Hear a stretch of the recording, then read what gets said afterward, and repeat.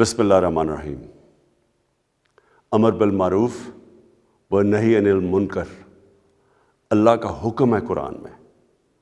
مسلمانوں کو اللہ حکم دیتا ہے کہ تم نے اچھائی کے ساتھ کھڑے ہونا ہے اور برائی اور بدی کے خلاف کھڑے ہونا ہے، اور اس سے ایک معاشرہ زندہ رہتا ہے۔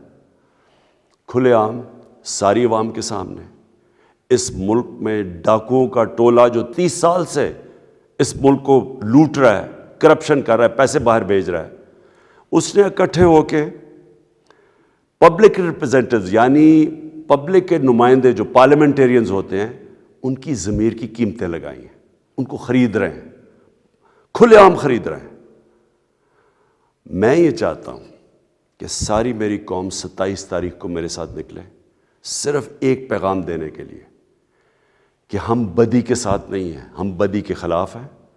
ہم اس ملک میں یہ جو جرم ہو رہا ہے ملک کی جمہوریت کے خلاف، قوم کے خلاف،